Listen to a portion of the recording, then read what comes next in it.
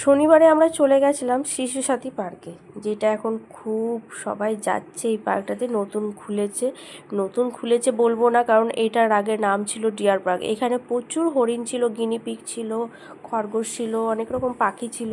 তো আমি যখন আমার ছেলের বয়সে, তখন আমরা এই পার্কে অনেকবার ঘুরতে এসেছি।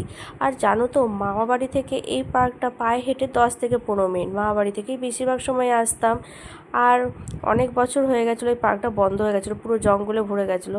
আবার নতুন করে এই পার্কটাকে চালু করলো। দেখতে কিন্তু খুব সুন্দর লাগছে, চারিদিকে লাইট দিয়েছে, মানে রাত্রিবেলাতেও অসুবিধা নাই, খুব সুন্দর লাগছে।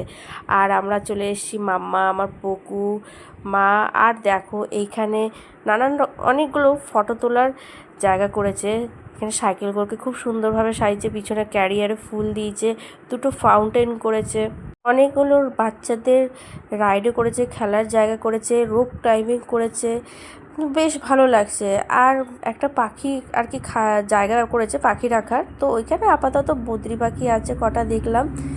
তো আমার তো বেশ দারুণ লাগলো পার্কটা, ভীষণ, মানে অনেক দিন পর দেখছি, তো ভুলে গেছি পার্কটা এত বড়, মানে দেখতে লাগছে দারুণ লেগেছে। আমার লাইটিং তো আমার ভীষণ সুন্দর লেগেছে। আর এই আমার মাম্মাকে দেখো, আমার মামা সব কটাতে চেপেছে, স্লাইড করতে পারে না, তবু দাদাভাইকে স্লাইড করতে দেখে ও স্লাইডে চাপবেই।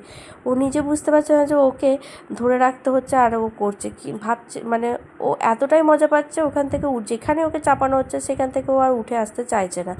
তো এইখানটাতে আমার মামাকে চাপানো হয়েছিল রকারে, সেখানেও ওর ভীষণ মজা লেগেছে। আর আমার পপুকে তো আশেপাশে কোথাও দেখতে পাচ্ছে না, ও চারিদিকে ছুটে বেড়াচ্ছে, যেখানে যেটা ইচ্ছা হচ্ছে ফট করে গিয়ে চেপে যাচ্ছে।